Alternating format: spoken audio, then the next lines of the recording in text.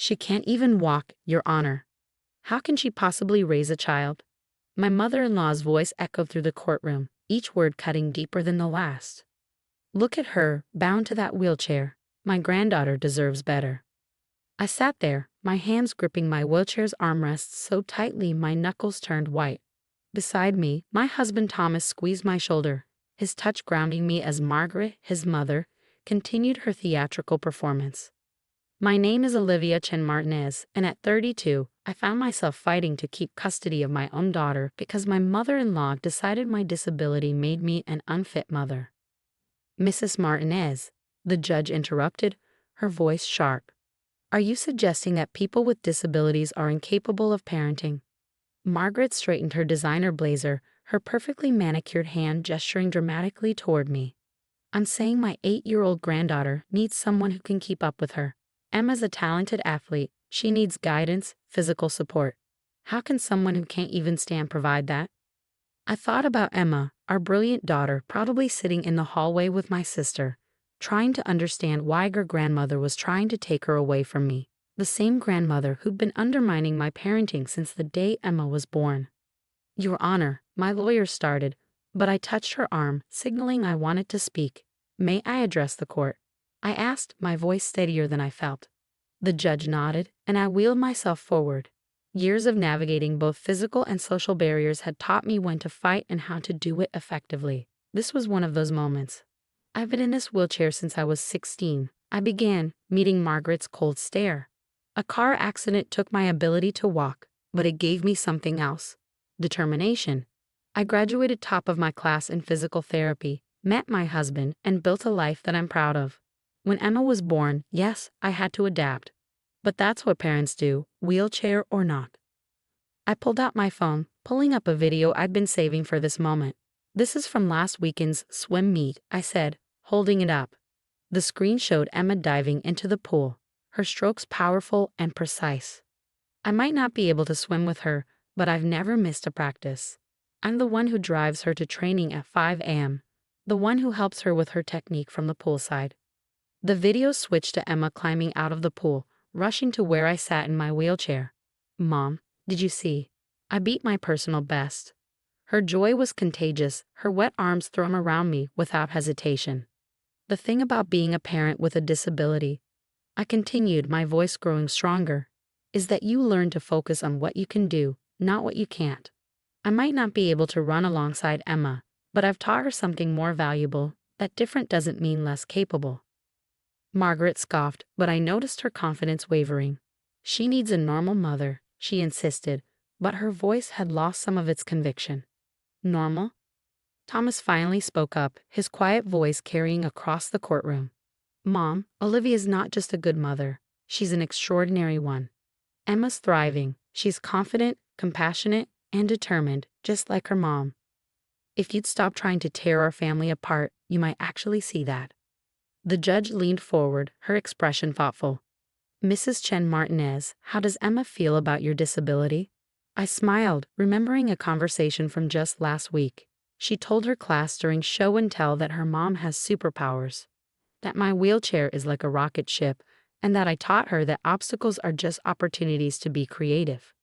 This is absurd, Margaret interrupted. She's manipulating everyone. Emma needs her mother, the judge cut in firmly.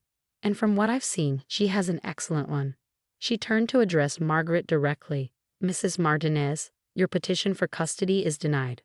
Furthermore, I'm ordering you to attend sensitivity training regarding disabilities and family dynamics.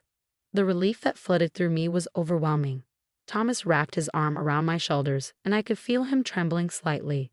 This isn't over, Margaret hissed as she gathered her designer purse. Emma deserves better. But it was over, at least this battle. As we left the courtroom, Emma ran toward us, her dark ponytail bouncing. Mom, Dad, she launched herself into my lap, her favorite spot since she was tiny. Can we get ice cream? I hugged her close, breathing in the familiar scent of chlorine and strawberry shampoo. Ice cream sounds perfect, champion. Looking at my daughter's smiling face, I knew Margaret was wrong. Emma didn't need a normal mother. She needed exactly what she had. A mother who could teach her that limitations are only barriers if you let them be. That different can be extraordinary, and that love doesn't require legs to stand on. What I didn't know then was that this was just the beginning of our story. Emma's determination, sparked by watching her wheelchair-bound mother navigate life with grace and grit, would lead her down a path none of us expected, not even Margaret with all her prejudices and plans. But that day, as we headed for ice cream, our little family unit intact and stronger for having weathered this storm, I felt nothing but gratitude. Gratitude for my supportive husband, our amazing daughter, and yes, even for my wheelchair, because it had taught me that sometimes the biggest victories come after the hardest fights. But that day, as we headed for ice cream, our little family unit intact and stronger for having weathered this storm, I felt nothing but gratitude. Gratitude for my supportive husband, our amazing daughter, and yes, even for my wheelchair, because it had taught me that sometimes the biggest victories come after the hardest fights. 7 years flew by in a whirlwind of chlorine-scented mornings and endless laps. Emma, now 15, had transformed from a promising swimmer into something extraordinary. But life had other plans for us. It happened during a routine training session. One moment Emma was gliding through the water, her strokes powerful and precise. The next she was clutching her leg, her face contorted in pain. "Mom," her cry echoed across the pool. I wheeled myself closer as the coach helped her out of the water. "I can't feel my legs properly." The diagnosis came like a thunderbolt. Guillain-Barré syndrome, a rare disorder where the body's immune system attacks the nerves. The doctors said it was caught early, but Emma would need intensive therapy. There was a chance she might not swim competitively again. Margaret, of course, couldn't resist weighing in. "This is what happens when you let someone in a wheelchair raise a child," she spat during one of her uninvited hospital visits. "She probably inherited your weakness." I was about to respond when Emma's voice cut through the room, sharp and clear. "Grandma, stop. Mom's not weak. She's the strongest person I know." Margaret's face reddened. "Darling, I'm just saying." "You're just being cruel," Emma interrupted. "Mom taught me that disabilities don't define us, and now I get to prove it, just like she does every day." I watched my daughter, my heart swelling with pride. Even lying in a hospital bed, uncertain if she'd walk properly again, she showed more strength than Margaret had ever understood. The next few months were a battle of determination versus despair. Emma approached her physical therapy with the same intensity she'd given to swimming. I recognized the fire in her eyes. It was the same one I'd had after my accident. "Mom," she said one evening during a particularly tough session, "I want to try something different." She showed me a video on her phone. Paralympic swimming. Athletes with various disabilities cutting through the water with incredible speed and grace. "If I can't compete in regular competitions anymore," she continued, her eyes shining, "maybe I can find a new way to chase my dreams." That's when I saw it, the moment my daughter transformed her challenge into an opportunity. Just as I had done years ago, she was refusing to let circumstances define her limits. The journey wasn't easy. Some days, Emma could barely stand. Other days, she pushed too hard and ended up in tears of frustration. But she never quit. "You know what's funny, Mom?" she said during one of our late-night talks. "All those years watching you navigate the world from your wheelchair, you were actually teaching me how to adapt, how to find different ways to achieve my goals." Thomas supported us completely, attending every therapy session he could. Even some of Margaret's flying monkeys, her equally judgmental friends, had to admit that our family unit was stronger than ever. 1 year after her diagnosis, Emma entered her first Paralympic qualifying event. Her times weren't her personal best from before the syndrome, but they were impressive for her new category. Margaret showed up unexpectedly at the competition. "I came to support her," she said stiffly, avoiding my eyes. "Despite everything, she's still my granddaughter." I watched as Emma took her position at the starting block. Her legs weren't as strong as they used to be, but her spirit was unshakable. When the whistle blew, she dove in with the same grace she'd always possessed. The crowd erupted as Emma touched the wall first. As she pulled herself out of the pool, her legs shaking but her smile radiant, I saw Margaret's expression change. It wasn't quite acceptance, but perhaps it was the beginning of understanding. "She swims like you used to," Margaret said quietly, surprising me. It was the first time she ever acknowledged my pre-accident life. "No," I replied. Watching Emma wave to us from the podium. She swims like herself. That's always been enough. Later that evening, as we celebrated Emma's victory, she hugged me tightly. Thanks, Mom. For what, sweetheart? For showing me that sometimes life's biggest challenges become our greatest strengths. I looked at my daughter, now standing on slightly wobbly legs but with her head held high, and realized that sometimes our greatest achievements aren't in spite of our challenges, but because of them. Emma hadn't just adapted to her new reality.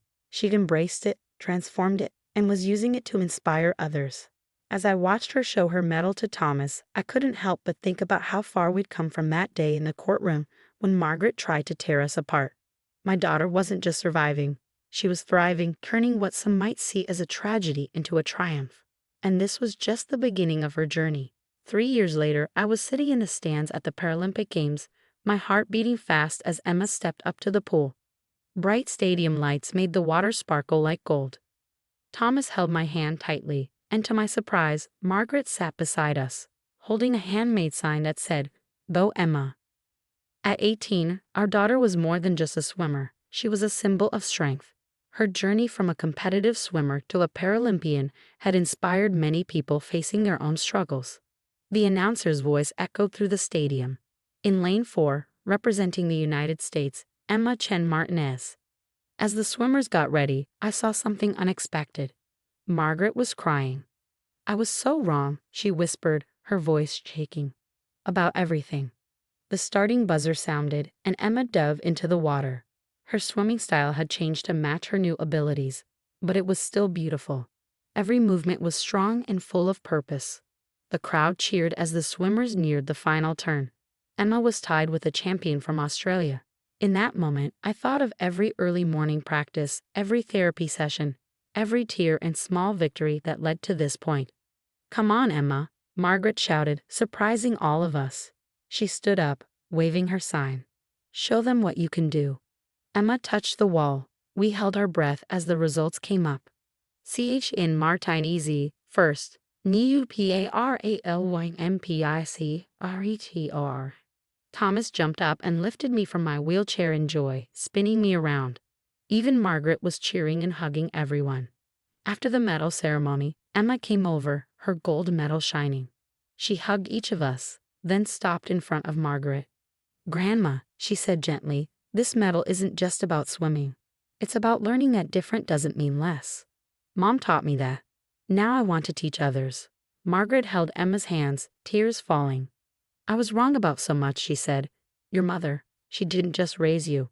She raised you to be amazing."